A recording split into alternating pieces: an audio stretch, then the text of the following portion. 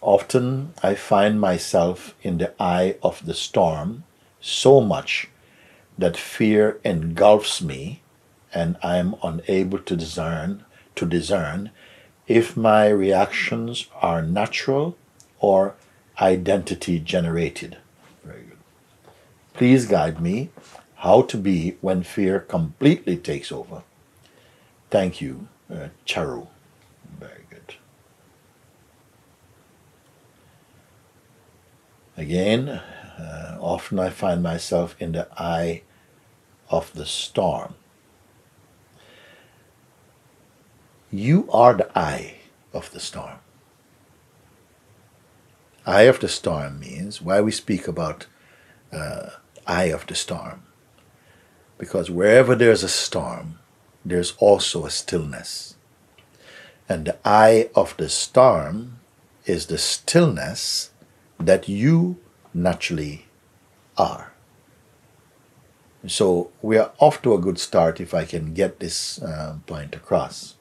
So I often find myself in the eye of the storm. So much that fear engulfs me. So when you say in the eye of the storm, we have a different view about what the eye of the storm is. It can be the eye of the storm or the eye of the storm. For me, it will still indicate same thing. That storm is going on. It had a beginning. You were there before the beginning.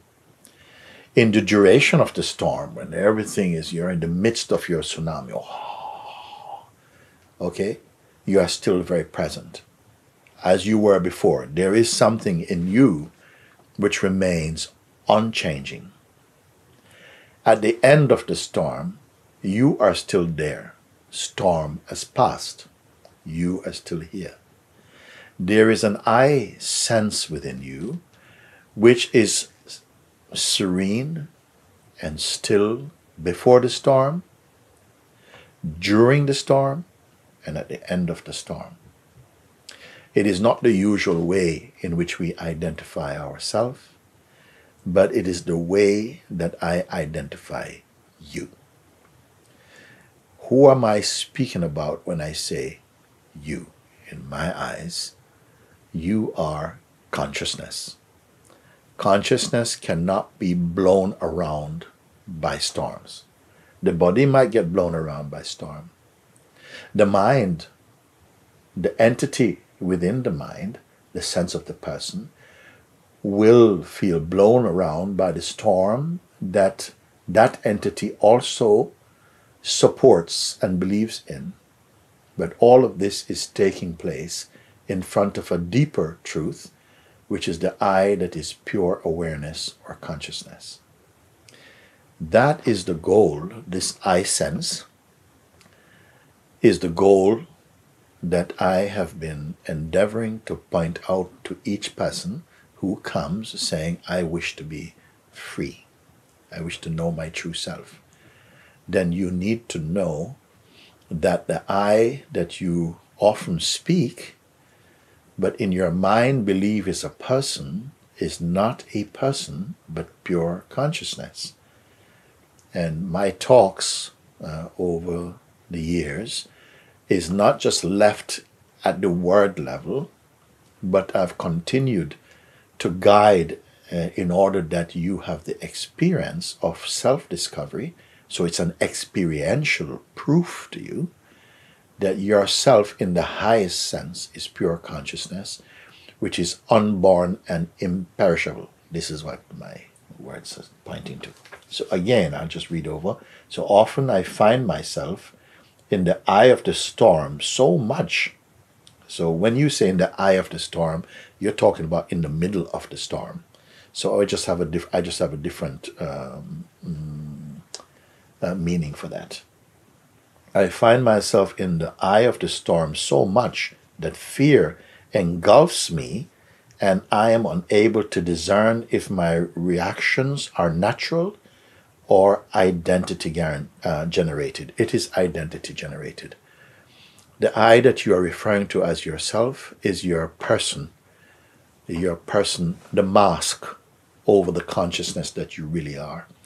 And it has taken time for many of you, I call, let's say, my students, to really grow beyond the usual self-reference as a person into the experiential proof that you are the witness of what you call the state of personhood.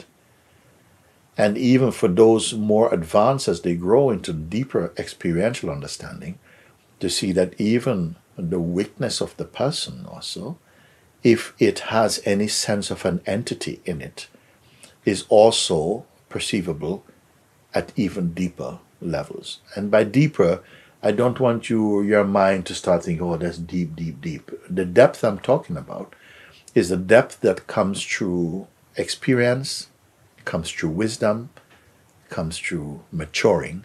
You come to understand. It means clarity. You become more and more clear as to your true position, rather than the limited position that you accept, for the moment at least, that you are. Okay. So often I find myself in the eye of the storm so much that fear engulfs me. Yes, fear will engulf our self-image. The idea you think of as yourself will feel, and you feel a crackling, and because you identify with that, you take on the full blast of that experience. But as you continue to listen, that I am not placing you there, some conditioning has placed your identity there. You are earlier and further back in a place where you are untouched. That you are actually the witness of this play which is appearing on the screen of consciousness. You are the witness, just like you're watching a movie. You can come to that experience. Like you're watching a movie and there's a storm going on, and let's say, I'm stepping a bit further here, that many years ago I watched one movie, I think it was called Earthquake. And in those days, it was the first time they were introducing this kind of thing called sense around, where they did something in the cinema room so that when the earthquake was appearing on the screen, the seats would shake. So we had a little bit of an experience, as though to give you a bit of reality to it. And when it was called sense around, nobody knew what it meant. But when we went there, and the on the screen was showing the building shaking, our seats started to kind of give the feeling of movement. And actually, some people got up out of their seats and started to look for the entrance. I was not one of them. I sat down and I said, "Whoa! It was quite an experience for me." But nothing was happening to me. It's only in the mind. Something. I better get out. And some people are so identified. There's a stage when we are so identified with our body-mind identity that you take the full blast of the mind's demonstration, the mind field, the mind force, and then we suffer that, of course. So you're asking that when this thing happened, when you're engulfed by fear, and you're unable to discern if your reactions are natural or identity generated. So I say it is your identity that is suffering it. Identity meaning the idea you are presently holding to be yourself. That is what suffers it. And that's what is created the intensity of that experience. Please guide me how to be when fear completely takes over. I will tell you something. I don't agree with you. Fear does not completely take over anything. The fear is your sense around reaction that happens when you are identified as the person, and this is happening to me, and what am I going to do? Am I going to die? Am I going to do, And all of that is feelings, thoughts, imagination, and identity all playing together in front of the consciousness that at present you're not sufficiently aware of, nor have you established your identity as consciousness. It's much more in the state and the place of personhood. Reflect on that. So thank you, Charu. Thank you for that. Good. That's what's next. Next one. Om Shri Mooji. I was already in a difficult situation before this virus. So I was already in a difficult situation before the virus. I'm trying to stay quiet and centered, but as I don't have work anymore, and I'm also one of those fragile persons for what concerns health, I'm already a fragile person for what concerns health.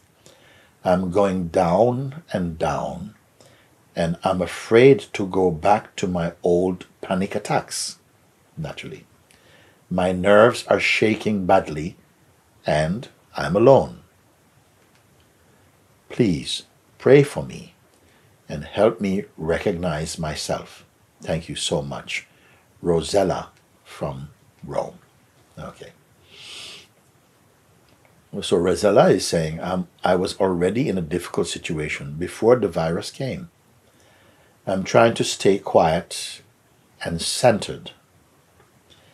But as I don't have work anymore, does work help you to be quiet and centered?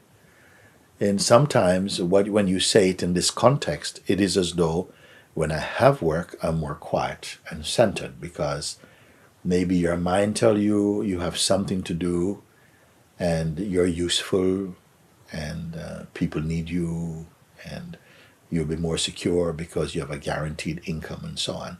So under those circumstances and situation, you may feel, as many people do, that you're more secure and, it's okay. We're not perfect, but we're not at the bottom of the barrel.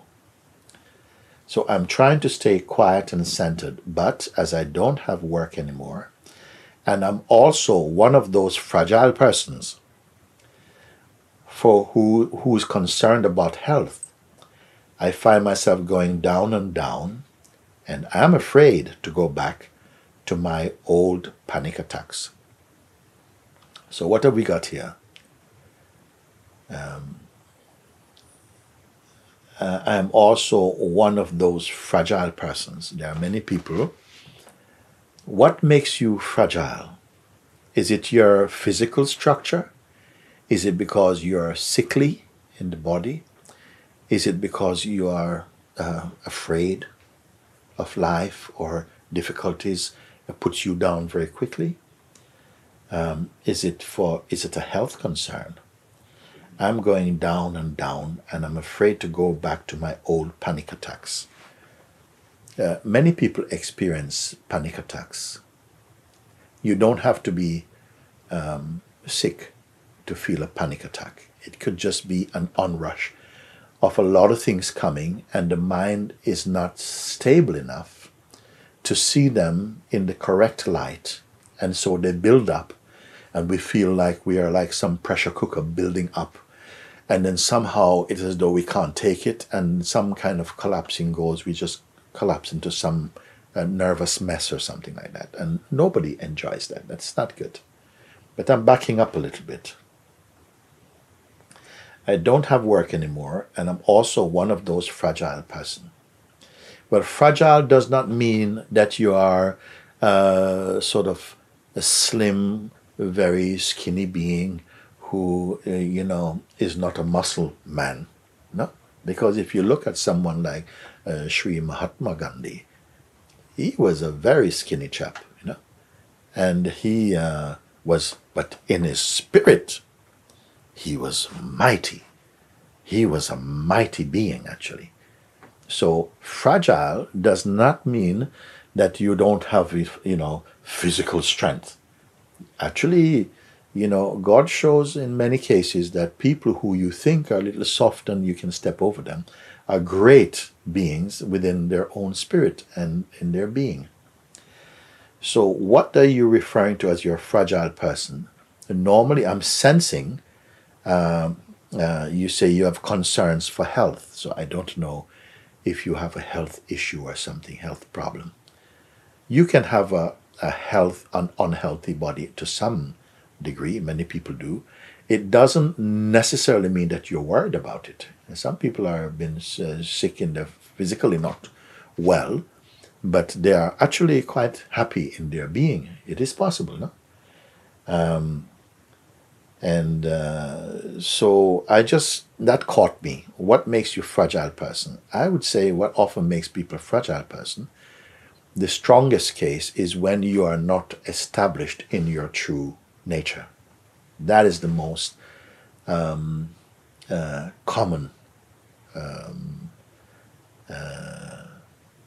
reason, I would say, for this sense of fragility, even more so than a sickly body. Sometimes we are fragile because we're living too much in our minds. And then you become to see that your mind actually sometimes is not your best friend. It's not your friend. And not yet. Only when you have come to a greater understanding of your true nature, then the mind, seeing that he cannot conquer you, he will join you and also come back to its own source. So, as I don't have work anymore, and I'm also one of those fragile persons, take your pick. If you want to describe yourself as a fragile person for me is like a fragile state than a fragile being. A fragile state of mind, meaning that the mind that is not living inside the heart. At some point, some people may think that they are very strong, but some small thing can knock them over. So that delicateness often comes with not being centered in your own heart. And let me have my own word in saying that I feel that a human life comes alive when you are discovering your true nature.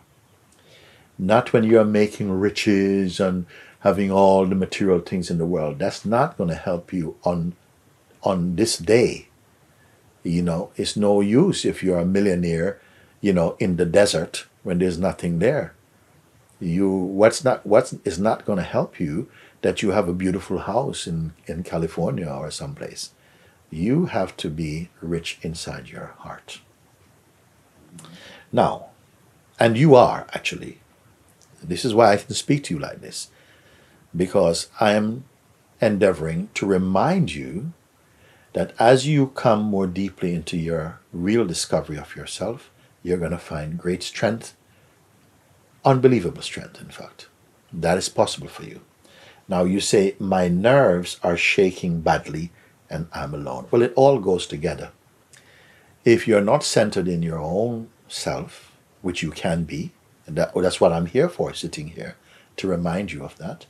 If you're not centered inside your own heart, and then on top of that you say, I'm feeling alone.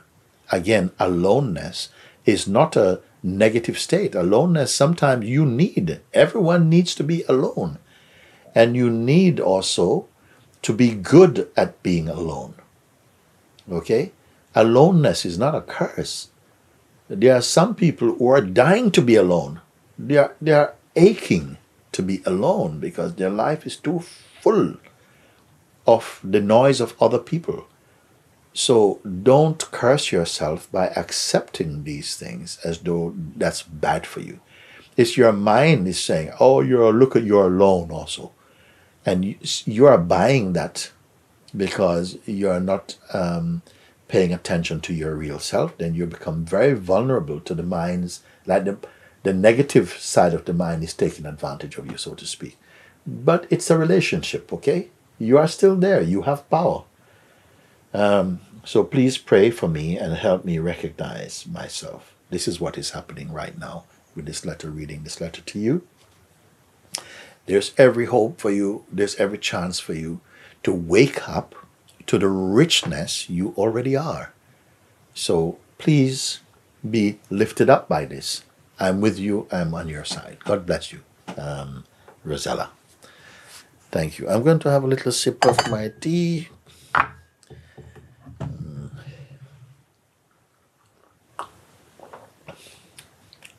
Very nice. This is Tulsi tea. I didn't used to. I'm enjoying it at the moment with some, but anyway, not sugar, some stevia. Very nice. Thank you. Let's move on. Let's see what's next now.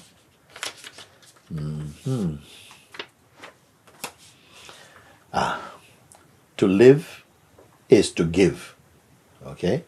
Who is this? Barika. Never heard this name before. Barika is saying to live is to give. Everything that exists really exists in harmony when it is embraced with love. How to embrace a coronavirus with love, with infinite love and light, Barika. Okay, let's take this one on. To live is to give. To live is to give. For many people, to live is to receive.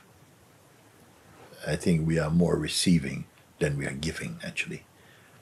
You receive everything from Mother Earth. You receive everything from God. We're constantly receiving, but we are thinking, well, maybe we just take it for granted that we are entitled to receive. Here, in my heart and amongst our Sangha, I have introduced a very unusual idea, which is that live as though you have no rights, you have no entitlements. Now, if you're not used to this, what it really means, you might think, what? I'm not giving up my rights.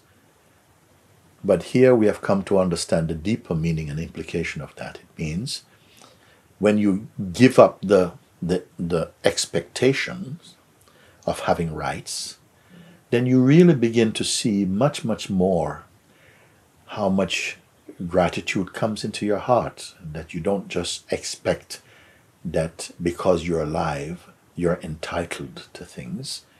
You come to be grateful for what you have and be very open, and somehow some kindness, humility comes out of that. So you say, to live is to give. Then everything that exists really exists in harmony when it is embraced with love. Everything that exists really exists in harmony when it is embraced with love. Well, with love and wisdom. I don't know what is your concept of love. It's a very broad word used by almost every single human being. Love. And we seem to have different, I would say, meanings we give to what love means. And we within ourselves also keep changing what the meaning is. Love has been one of the most broadly used terms. There's personal love, the love I have for the people that I care about, the people who are my family, can be. Not everyone have love for their family, by the way, so we cannot take it for granted. Love sometimes is apportioned from us, meaning that we almost choose who we want to love. Love is so universal that you could love the whole world and lose nothing, in fact. We are quite stingy with our love. We feel that some people are worth loving and others not. We can look a bit more into that. So everything that exists really exists in harmony when it is embraced with love. I would add, and wisdom, when you see that. There is a harmony in the world anyway. If there is disharmony, I would say that it's more like some opposites, but not opposition. The opposites which are necessary to produce and generate the necessary friction for growth to take place.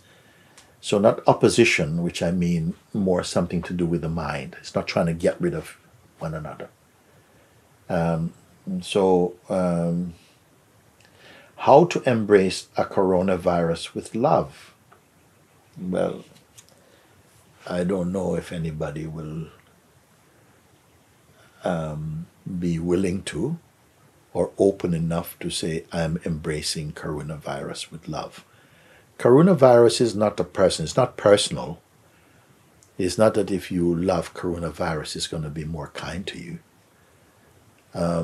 What you would mean is that the nearest I can come to really be with your statement like that, or your question, how to embrace a coronavirus with love. I would say that every or any true spiritual minded person will find goodness in every challenging situation. You may have heard me say, the wise person builds a house with the stones that his enemy throw at him, okay, and lives happily in this house. What it means that out of hardship, out of challenges, a wise person not just complain about the stone and, I hate these stones, but something, whether they see it clearly enough in the moment or whether it just creates, transmits some change inside them. They often grow from difficult situation. They would not choose to be in difficulty, but when it does come, they are more reflective. They see with wider eyes and with deeper wisdom and get more out of more goodness, and sometimes even greater goodness than they would in happier times. You see? So this is just a part of life. So I wouldn't say how to embrace coronavirus with love. I would say more to look at what it really brings us, because many people would just like to get rid of it. That's how we are when we're children. If some ants bite you, you go and step on their nest and kill as many as you can. That is a reaction that comes when we are hurt. You want to destroy the thing that hurts you. But in the same way that we often regard sickness as a kind of curse, but very often sickness can be a kind of healing also. That when we are being restored and we are detoxing, that feels like a kind of sickness also, but something is being cleansed.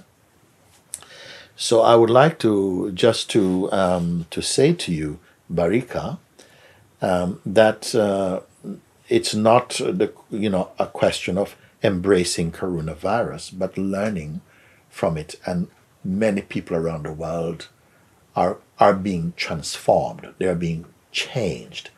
I hope for the good, because you can change for the good. That this time that we are by ourselves, some people in the beginning, if we look back a couple of weeks ago or 3 weeks ago, that you've been through 3 weeks of having to be by yourself. And it may have come sometimes when it's enormously difficult. We are so stressed by it. We're on top of that. We are worried if we're going to get this thing. And some people have lost relatives, and it's been very chaotic all over the world. But I am also telling you that this is a time of change. And it's a change that we may not feel that we have the strength to keep up with, but I'm telling you that you do. And very often we in our modern times and in certain parts of the world, we are not used to this kind of hardship. There are many peoples of the world who are used to this kind and greater kinds of hardship. And they have had to grow and in ways that I don't need to name, but they become more resilient, they become more helpful and sharing with each other. They've been through catastrophes and calamities. And we are going through one of these things now, and it will pass. But at the same time, while it is here, make the best use of it.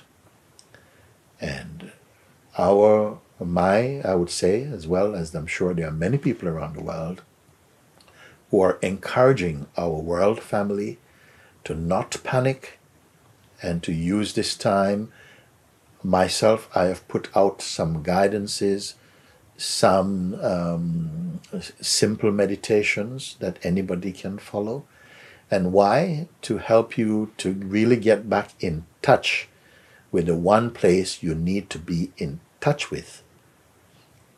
we are forced to stay at home, in our physical home, I want you to choose to discover your inner home, the home of being and of your true nature. And this is why I'm here sharing with you. I have some videos. One is called excerpt like "Find the Peace and Space Within You." Look it up, please, and listen to them. These will help you to begin to discover your inner being. And I would say this is one of the way in which you can turn around what may seem to be a catastrophe into a blessing when it gives you opportunity to discover your true nature. You know, Barika, thank you. You know, there are many people who are spending this time catching up with things that they've longed to do, time that they really needed to spend just to slow down, because their life is moving faster than a pace that they can keep up. There are many people who are stressed by their work conditions. There are many people who needed to spend more time with their children or with their families. There are many people who needed just to be alone. It's just a catastrophe for everyone. I would say that it is an opportunity for everyone. Please take it. Many beings, like myself and others, are in service to you in this moment to try and direct us all to find a higher place within ourselves. The world is changing in a new way. We don't know how that change will be. That's not a reason to be depressed. I feel and hope and pray and believe it will bring about some mighty good changes for everyone. I am not against anyone.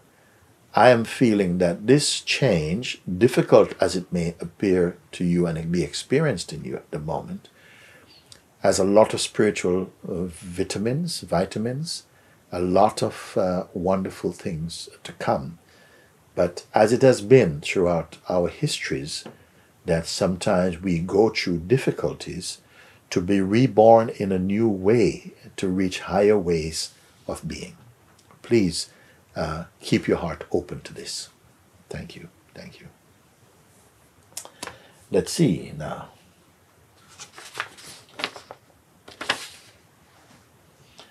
This letter comes from Maria. Namaste, Mooji. I am writing from Italy and exactly from Brescia or Brescia, Brescia, Brescia. Okay, that's the spelling. The area with the highest density of infected people.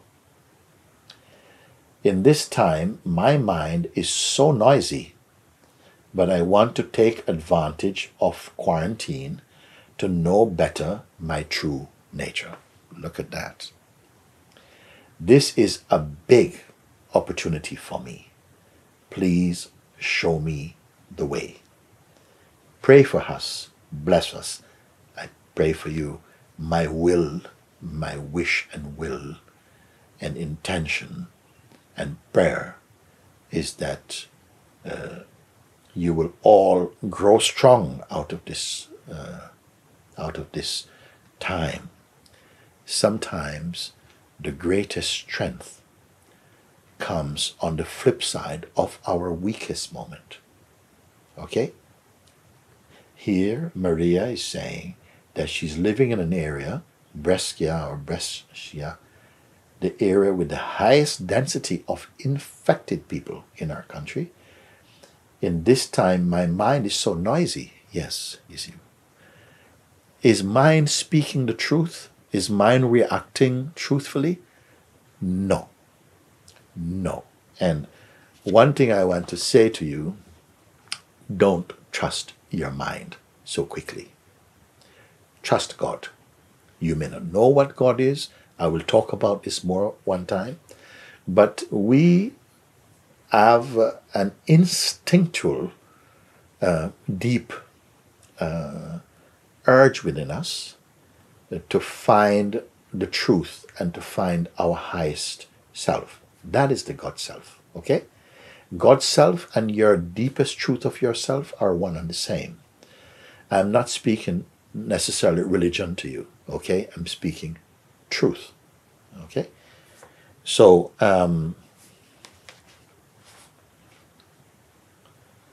in spite of living, okay, you're living in the most densely infected area. In this time, my mind is so noisy. Of course, the mind it comes up with fears and you're going to die and what's going to happen to you and the world is this and so on. And in times like this, you get a chance to see the behavior of the ego mind or the psychological aspect of the mind. You see it is not in service to your true nature. Okay? We are seeing this. And because we are for so long out of habit and culture created such an intensely intimate relationship with our mind to the extent that we believe we are our mind largely, when he's making trouble like this, we suffer. We suffer. I want to show you a way out of it, you see. But I want to take advantage, she says, Maria. I want to take advantage of quarantine to know better my true nature. Now, this, for me, this letter touches my heart immediately. This woman is expressing a very high aspiration. I want to use the restrictions, the seeming limitations imposed upon my daily life. I want to use this moment when I can't go out, I've got to be by myself. I want to use this to discover my true nature. This is a big opportunity for me. She sees it as an opportunity for me. Please show me the way. Pray for us, bless us. Blessed are you. Blessed be you. Thank you, thank you, thank you. Om Namah Shivaya. Love, Maria. Please show me the way. Maria, I would like you and others like yourself who are feeling, I don't just want comforting words. They're helpful. I don't want to hear anymore so much about coronavirus, reading, listening, because it's often building into the fear image. The news has to do their work.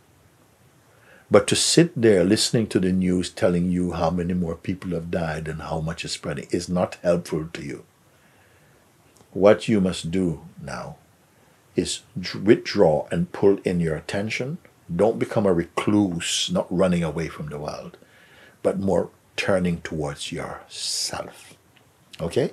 Maria has shown beautifully the attitude that is necessary. So for others like Maria, I have put some videos which are guidances and guided meditations. Because I say guided meditations because many people don't even know what a meditation is. Some people just think you just close your eyes and imagine something. But meditation is for actually leaving behind all the usual noise of the mind. Sometimes when we try to do that, it seems as though the mind gets even louder. Okay? Don't worry about that. That's a natural, normal reaction. But don't give up. One simple way that I can show you in a few moments is to, if I say to you, even if your mind feels like if you ask him, mind, go away, he's not going away, you say what to do. Well, if you pay attention only to that sense within you, when you're not engaged with the mind, so mind could be knocking at your door, okay? He has the freedom to knock, but you don't have to let him in, okay? So he's knocking at the door, meaning that's bringing up all these kind of things and all these kind of worries and so on. But there is space for you. There's always space for you when you concentrate only upon yourself without your form, without your image, just your natural sense of self. Just like when you close your eyes, you're not looking at your body, you have a sense of being.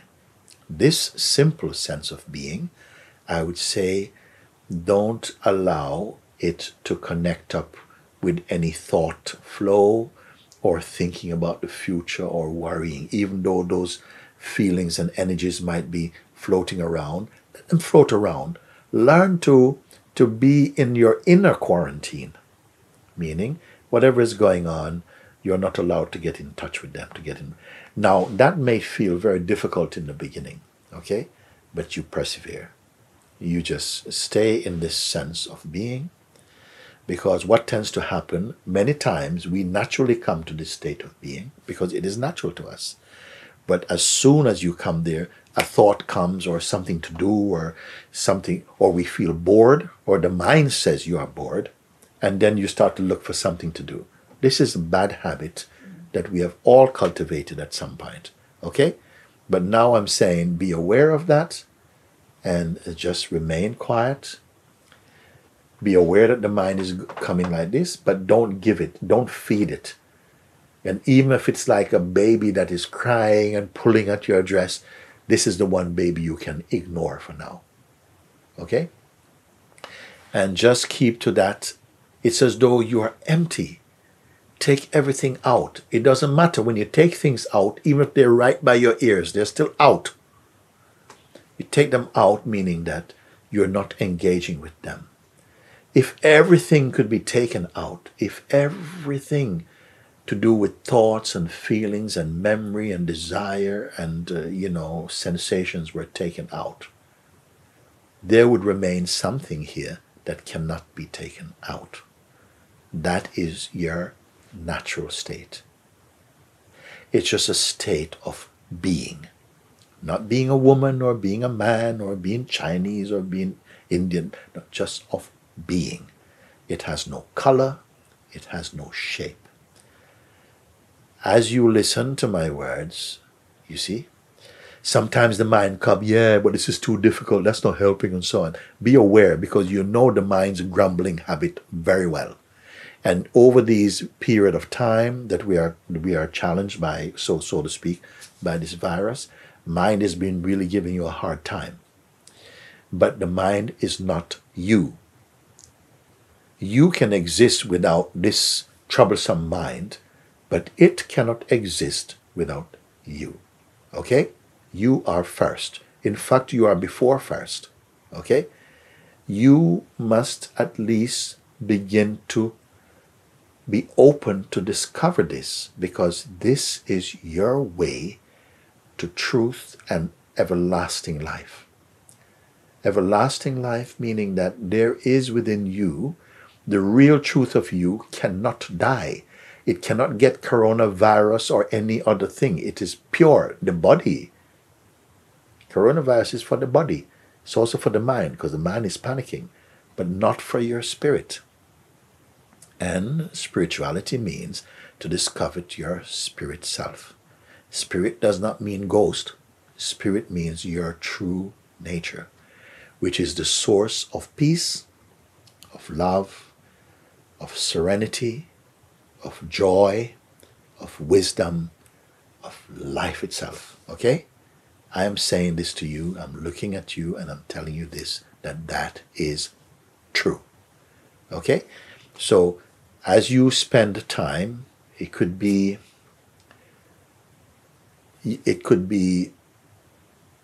10 minutes, 7 to 10 minutes. Put some attention just on sitting like this and being empty.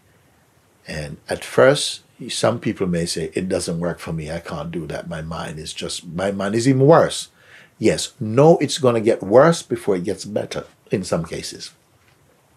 But you will continue maturing and growing and growing and growing. Don't give up. Don't give up. If you can only do it 5 minutes, do that 5 minutes. And I will tell you that at a certain point, when you persist and insist on finding the truth, you will start to experience Not the mind running about, but the space in which the mind is perceived. Even if you have a little taste, you are going to want more. And more of what? More of you, more of your true self and nature. Okay? So start with this. Watch the videos that I recommend and the guidances that I recommend, which is like, I think I gave one before that says, find the peace and space within you. That is like a 30-minute video. And there's an audio, I think it's called An Introduction to Your True Self. I think that's what it's called. I hope I'm not wrong, but look it up and listen to that one or so. But there are others. And I would like to tell you that there are also other teachers who are maybe putting some words online and so on to guide people throughout this time. Okay? Whatever resonates with you and you feel that it is really bringing you home or to a place, home and stillness and peace are the same thing. The home here is greater than the home here. And you are going to discover that. God bless you. All the very best to you. All love to you. Thank you, thank you, thank you. Maria. Little sip again.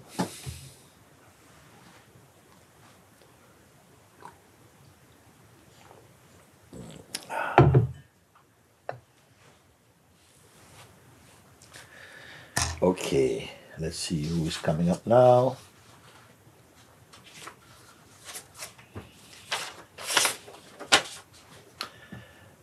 Dearest Mooji, in these challenging, I have a picture with two people here. A letter from Henrietta. In these challenging times, I'm asking your blessings for the elderly people of the world. I can start right there. All the elderly people throughout the world who are said to be more vulnerable at this time, I pray that you will transcend the fear about these things. It is not necessary, or nor is it necessarily true that, coronavirus is out to get you. There are many elderly people who may even have some ailments and so on, who will not be affected by coronavirus, just as there are some young people who have strong immune systems, strong bodies, who are also catching coronavirus. But I don't want by saying this to create panic about it, okay? Because you have to remember also that throughout our lives, there are many, many sicknesses in life, many kind of flus, many sicknesses that we don't talk about, that don't appear on the news. Why? Because that is the way of life. There are thousands of people dying from lots of things every day. I feel that what is particularly catching our attention is that the coronavirus is a worldwide phenomenon at the moment. I see even good things in this. It's one of the ways in which we have to acknowledge and see that we are one race. We are one as people. Coronavirus is not here to attack West Indians or Chinese or white people or whatever. It's not, those things make no difference to this. So because of this, we are compelled also to recognize that we are one. We are fighting this together. And we are seeing that around the world, efforts are being made by very, very diverse peoples. Nations that are sometimes in conflict with each other are supporting each other throughout this crisis, okay? This is a good thing. And I would love you to be aware of that. There's a lot of wonderful things happening at the moment also, that a lot of people are in service to helping mankind.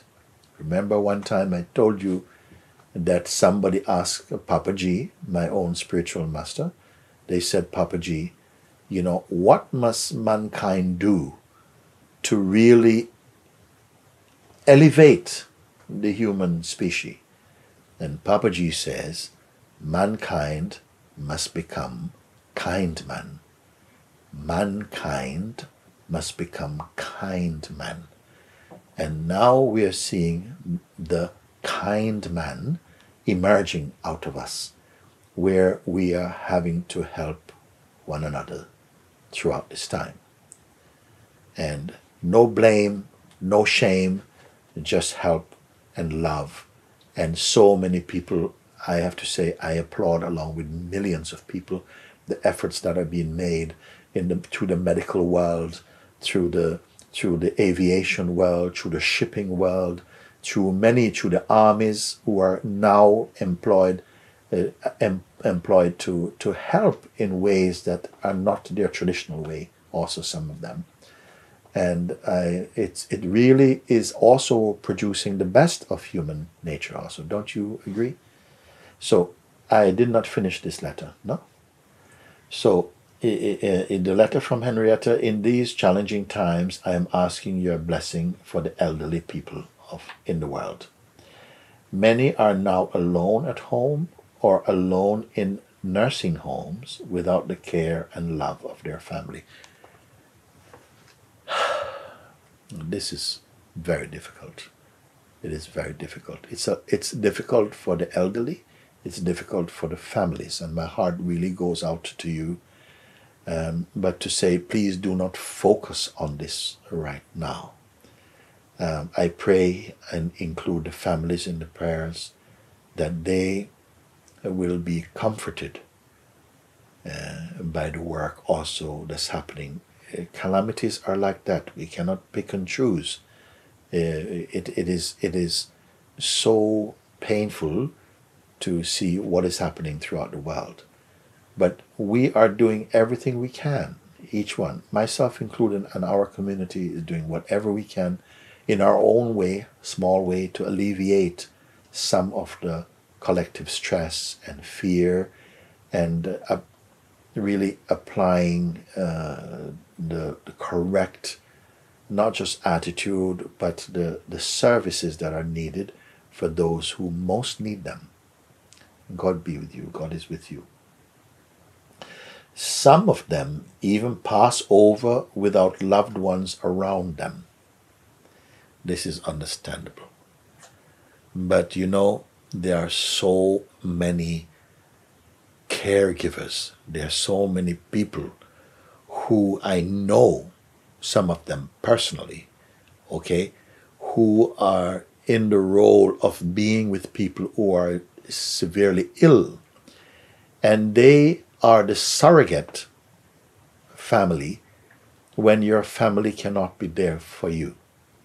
There are times in life when our lives and we are in deep predicament, far away from our loved ones, and it can feel a very painful time. But God is with you, and it does not matter, even if someone has to leave their body in the desert where nobody knows that they're there. I want to tell you something. An angel of God will come for you. Or some of your relatives who have gone before you, you will come to see them.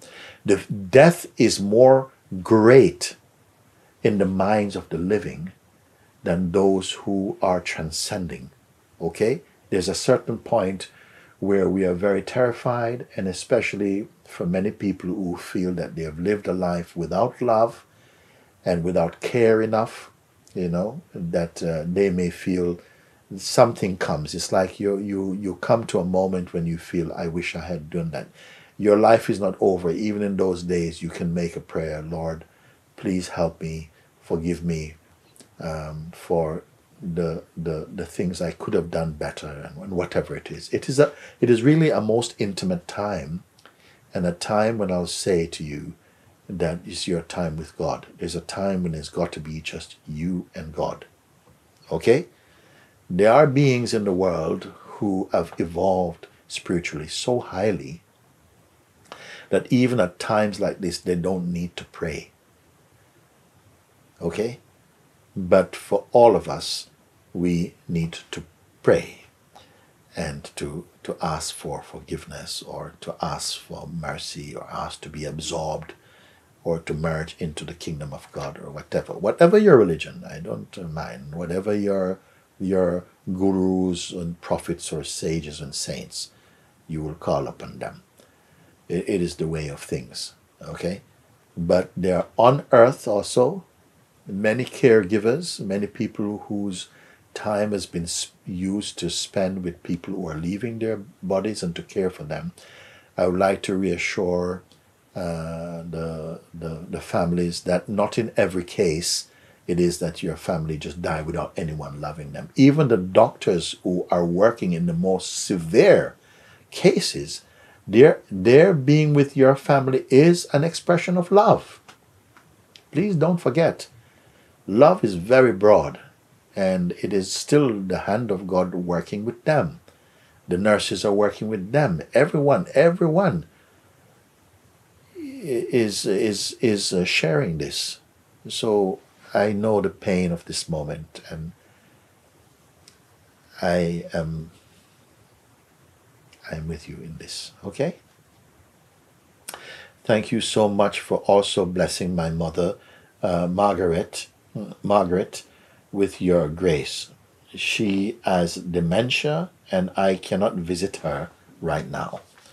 With gratitude and much love to you, your team, and to all of us, may the light set us all free. Henriette. Thank you, Henriette. God bless you all. All who are in the very heart of this storm, in the very height of this storm. Bless you. I cannot tell you how much the presence of God, how much truth, how much you cannot be without the guidance and the presence of pure consciousness. I have to tell you that. Sometimes we suffer more on behalf of those we care for or are worried about.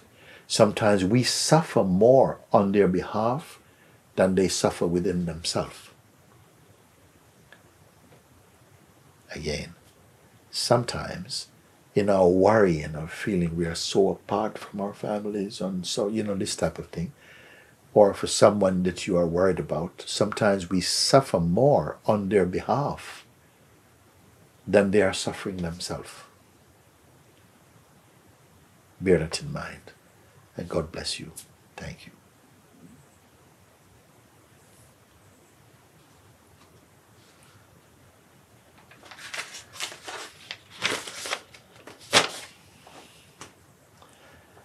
Beloved Guruji, I relocated with my teenage daughter from Argentina to the Netherlands 3 weeks ago when the coronavirus crisis exploded, and a few days before my country closed its borders.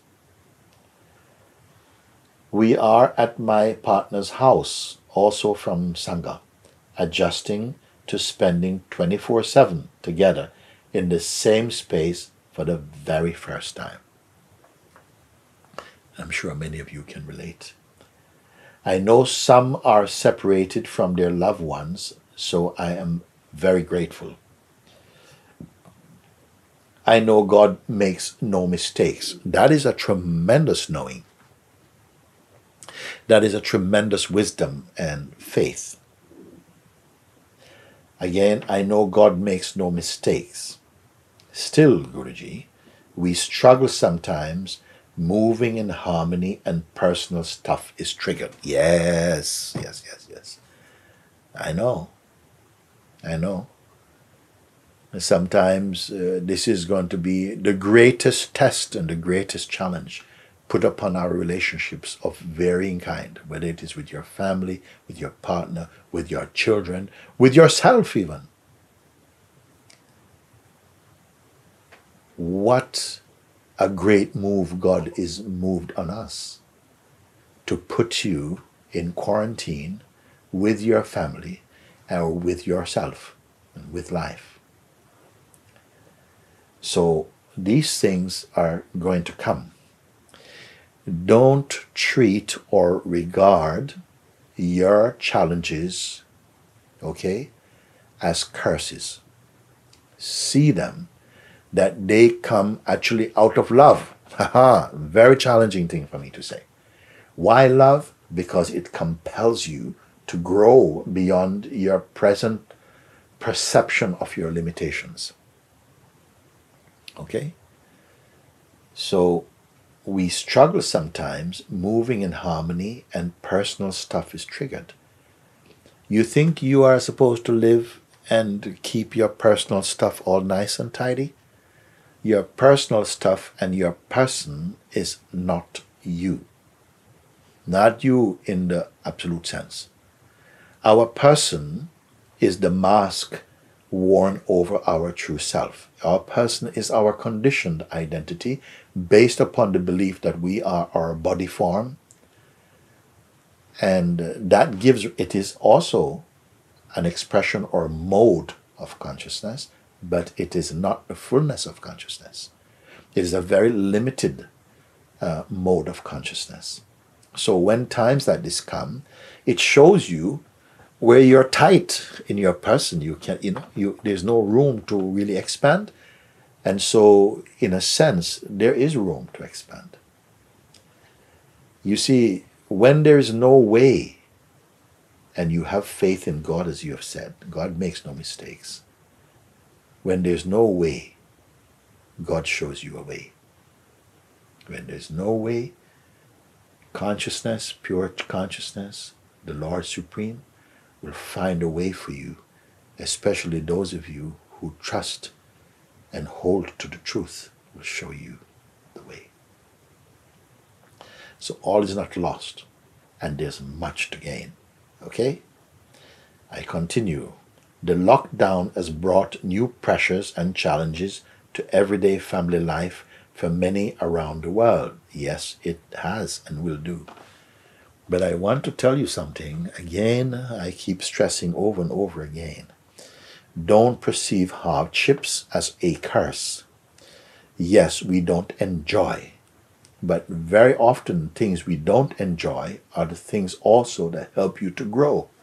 Sometimes we have inherited or developed consciously or unconsciously weaknesses within our being that we are not readily in touch with, and that they are holding your being hostage, and we are not aware of them. And in times of trouble, in times of testing, in times of distress, we have to face up, and they help to flush out these deeper fears. They bring it to the surface. And things that come to the surface to be put out. So when the phlegm comes to your throat, don't swallow again. Spit him out. I know these examples seem very crude, but it gets to my point I want to try and make to you. If you can imagine an earthquake at the bottom of the ocean, lots of bubbles are set free, trapped, and they come to the surface. When they touch the surface, they pop and they disappear. Something like this has to happen to all of us. Every human being has somehow collected or absorbed many poisonous things in our bodies and our minds throughout our life. And it is a great thing when it's time to detox. And we're probably not aware that you are being helped to be detoxed. And the detoxing sometimes is not pleasurable. Just like if you have experienced vomiting when you're feeling some disturbance in the stomach and you want to vomit, how horrible it feels, how horrible it feels. that you're going to vomit. You don't know when, you don't know how. Sometimes you're in a very inconvenient place. You have to vomit, you have to vomit. It's the most horrible feeling. But when it's over, it's the greatest relief. And sometimes we have to vomit up our sickness, sickness of thought, sickness of body, sickness of being, sickness of ego has to be burped up out of our lives. And it comes up in many unexpected ways like this. But my dears, don't be discouraged. You have written something very powerfully. On this page so far, what is glaring out at me is your statement, I know God makes no mistakes. It is like highlighted on this page, this letter you've written to me, Paz. Okay? So I am encouraged to share what I'm sharing with you. So again, you say, the lockdown has brought new pressures and challenges to everyday family life for many around the world. Can you please offer some advice to make us of this time or opportunity to grow in love and openness? Thank you. You're in my heart always, Paz. And I saw a lovely picture of the two of them smiling. Well, I'm sure they're not always smiling. Okay? But that's life. In sometimes when you live together and you see your edges are rubbing together, some things like this, you also must keep in mind that we are growing from this. We're deepening also. Sometimes, why not deepen in love? Maybe sometimes we're living and we just enjoy each other in a superficial way. And now, you know, everywhere you cannot get away from each other. And it's your mind mostly. You know, I tell you who is suffering this coronavirus? Your mind. Coronavirus is suffering. Your mind is suffering it. Your identity is suffering it. Your ego is suffering it more. You see? But it's come for everybody. So take courage and, or be of good faith and courage. I wish you all the very best. I hope what I've shared with you in this letter is encouraging and uplifting and increasing in love and patience and tolerance and gratitude also. Gratitude is as great as any medication. Gratitude and positivity and faith are also great medicines, not only for and against coronavirus, but against all the virus of fear, of stress, of impatience, of anger and frustration. Okay? I made recently one video of thank you. Go to that video, watch it, and alongside myself, say thank you to existence, thank you for life. Thank you that I have a mind that I can think and contemplate. Thank you for the challenges that have been brought to me now, that you have shown me I can overcome them. Thank you for friends or for those who love me. Thank you for this difficult moment that we are facing so that we are compelled to go more deeply. Thank you that we can have this time also to look into ourselves, that we have to be more creative. We have to refresh our spirit. We thank you, Lord of the universe. Thank you, consciousness. Thank you, existence, like that. Okay? Thank you. I'm just going to read one more letter for now, for today, for this moment. And it goes like this. My dear Father Mooji Baba, I am not afraid. Let's carry on. I am not afraid. I know that my thoughts, sentiments, and feelings are only the ephemeral colors of pure consciousness, of the profound silence from which everything comes. Whoa. Whoa. That is strong, and that is beautiful, and that is light. I'll continue. I am conscious of everything But in this difficult time, my 21-year-old son is trapped in Colombia because all borders are closed. This is mother speaking. We hope for his repatriation soon. But as I am in my heart peaceful and serene, suddenly tears come and I am flooded by a great sadness. I cry. I cried so much since I met you. Why does this body cry so much? Is the love of a mother for her child also part of the ego? Is it maternal instinct? Is it God crying for the ego? I know that pure consciousness does not cry. So I already have my answer. Because thanks to your satsangs, I become aware that I am crying and I go back quickly to my heart, the place of my retreat. Is it normal to stay in this silence without even feeling the need of praying? As if the silence itself was my prayer. I say thanks to life every day. Thank you for everything, my Father. Thank you for your prayers. With my deepest gratitude, I love you, Barbara. This letter is translated from French. Wow. Wow. Wow. Whoa. I'm going to read it again. My dear Father Mooji Baba, I am not afraid.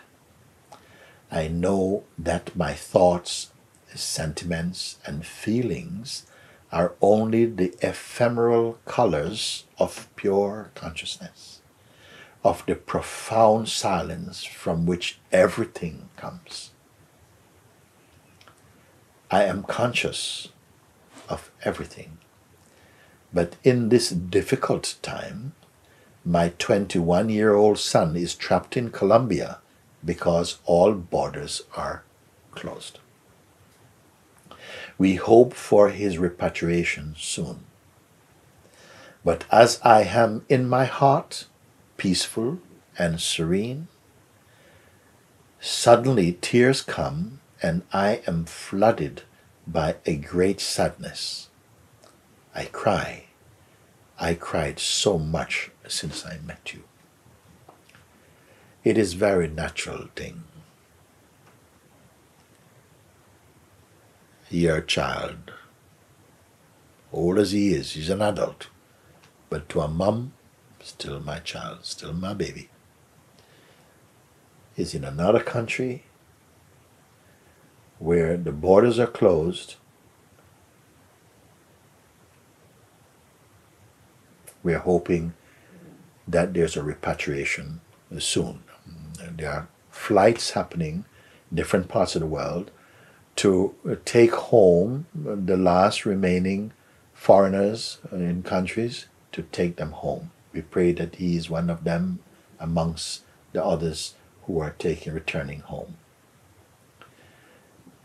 But as I am in my heart peaceful and serene, suddenly tears come and I'm flooded by great sadness. Totally understandable.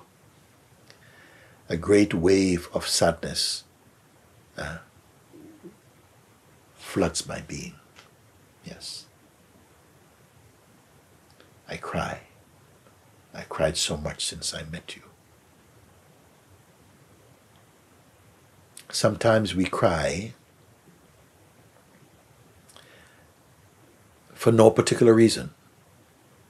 In the same way that sometimes we find ourselves laughing for no particular reason. When you are moving more deeply into your self-discovery, your emotions don't follow the usual what you may call customs of life. You may find yourself laughing also. But there's no joke. And then next minute, switch, crying. But sometimes even no sadness. But you speak of a great sadness, a flood of great sadness. Yes, whatever it is, it comes, it arises in the being. After all, you are a mom. And also, they may come like this. Sometimes you are aware. What Barbara is showing is that she is still aware of the sadness, the joys, the sorrows, the reliefs, the pain, the suffering, the peace, all of these things as they arise, as they come, they're coming and going. Sometimes like clouds floating by the infinite, in the infinite expanse of the sky. Her being, she finds like the sky. Why does this body cry so much, she asked. She didn't say, why am I crying so much? She's finding that as she discovers more and more a deeper truth, crying happens. And sometimes, it's not the first time I've heard people say, Baba, I find myself crying all the time, crying. What's wrong with me? I said, is there anything wrong with you? They said, no. It's like, I don't think anything is wrong, but I just get up and I'm crying. I said, listen, you cannot explain the ways of the children of God. You cannot. They cannot explain. Sometimes they find themselves laughing, crying. It's good if you have your own apartment. And if you're alone, it can be a great field for expressing we're like nature. Sometimes there's great wind, sometimes a hurricane, sometimes great stillness, sometimes there's a tidal wave. Sometimes there's such a deep serenity. I mean, it's like you're being filled, you feel as though your entire being is filled with mercury, a peace mercury that is, Another moment you're like a leaf blowing in the wind. You experience all these things, but you experience them from a state which is unmoving. Those of you who have recognized this know it very well. Others maybe are thinking, whoa, I don't know if I could handle that and so on. That's how the mind is for a while, for now. But it is changing, and by God's grace, that change is coming for so many people. Why does this body cry so much? Is the love of a mother for her child also part of the ego? Yes. Please don't be upset at that. I'm not talking to Barbara when I said that, because I think she understands me. It is natural that we cry. It's natural that we grieve. It's natural and normal, considering the conditioning we take to be ourselves. I am here to show you also deeper levels of your being, whereby, you're much more detached. But don't think that this detachment is like you don't care. No, it's like you do care. It's not that you don't care, but more that you don't mind. You've come to a more accepting way within your own heart, where you know that things which are outside of your control are just the way that they are, and you accept that. What's the point of fighting about it? And you found peace with that also. So this is very, very important, okay? Now you continue. So you ask, is the love of a mother for her child also part of the ego? Yes, it is. It's not a dreadful thing, but gradually you come to a certain stage when you realize that all of this life is you, actually. All of this life, everything is just appearing in the consciousness that you are. For some people, that might be a bit much to take in right now, but don't give up and don't be despaired by this. This is a tremendous discovery, okay? Is it maternal instinct? Meaning, is it just comes with motherhood? Is it an instinct of motherhood? Yes, it is an instinct also. It is also an instinct of motherhood. Although it is not a fact of motherhood. If it is a fact, then it means that every mother would feel like that. And not every mother feel like that. Some mothers are very, very accepting. Some are much, much more maternal. It's like they own their baby. And many people, of course, they feel that their children belong to them. I said, that's fine, okay, that's okay. Actually, I remember one time many years in the market, and I was selling incense in the market, and I saw a woman was with her child. The child must have been about 4 years old, 4 or 5 years old, and she was kind of like dragging him through the market a bit, and he started to cry. She told him, sit there. She was very, very harsh with him, You sit there, don't you move. And every time she turned around to go and look at whatever she was looking at, the child stood up and she slapped him very hard. I really couldn't take it, I just jumped in and I said, you do that. Don't you do that. She looked at me and she said, who are you? Who are you? She said, this is my child. This is my child. I said, no, it's not your child. It's God's child. It's God's child. You are making a big mistake. This is not your child. He's in your charge. It's not your child. It is God's child. And I'm standing here, and if you do that again, you're going to see what's going to happen. And actually, more people came around, and they stood around her. And I said, listen, you can do what you want, but you're not going to hit this child again. And I'm going to tell you like this. We had to call. The police actually came there. And in the end, she apologized. And actually she walked off. And when she turned around to look at me, she looked at me like this for a moment.